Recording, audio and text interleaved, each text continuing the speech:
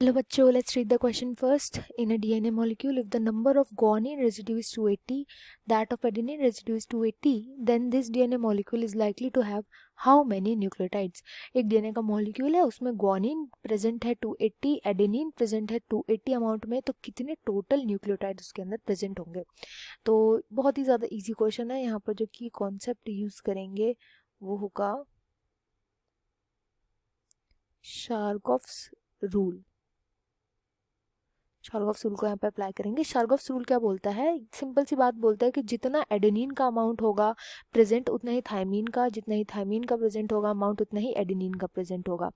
Same बात ये बोली जाती है ग्वानिन साइटोसिन के लिए. जितना ग्वानिन प्रेजेंट होगा उतना ही साइटोसिन, जितना साइटोसिन प्रेजेंट होगा उतना ही ग्वानिन प्रेजेंट होगा किसी भी डीएनए के अंदर.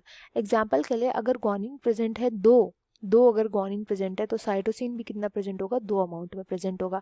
ऐसे ही अगर फॉर एग्जांपल एडेनिन अगर प्रेजेंट है 4 तो थायमीन भी जो है वो 4 प्रेजेंट होगा. ज़रूरी नहीं है कि एडेनिन ही हो. थायमीन अगर 4 है तो एडेनिन भी 4 होगा. थायमीन अगर 5 है तो एडेनिन भी 5 होगा. मतलब वाइसा वर्सा चलते रहते हैं. तो यही बताया था शार्गॉफ्स के रूल ने. एडेनिन थायमीन बराबर क्वांटिटी में होते हैं, ग्वानिन साइटोसिन बराबर क्वांटिटी में होते हैं.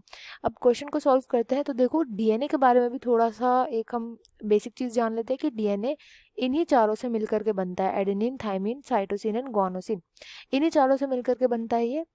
अच्छा, अब बात है कि ग्वानिन के जो रेजिड्यू है यानी जी की जो वैल्यू है वो हमें दी हुई है 280, यानी कि यही सेम वैल्यू होगी सी की भी, यानी साइटोसिन की भी. हमने अभी अभी सीखा पीछे.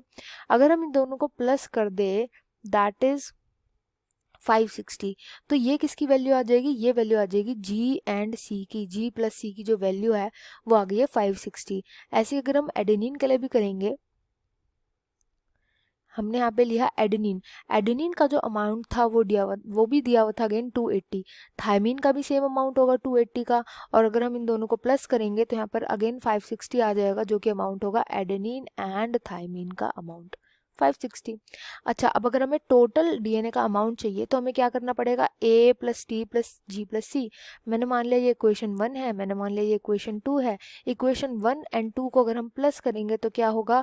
ए प्लस टी प्लस जी प्लस सी क्या हो जाएगा? इक्वल टू 560 प्लस 560, जो कि आ जाएगा इक्वल टू 1120. यानी कि इधर जो ए प्लस टी प्लस जी प्लस सी का जो वैल्यू था जो हमें चाहिए था, क्योंकि इसी से बनता है पूरा का पूरा डीएनए का मॉलिक्यूल, तो ये आ गई value 1120. That is option 4. I hope you understood well. Best of luck and thank you.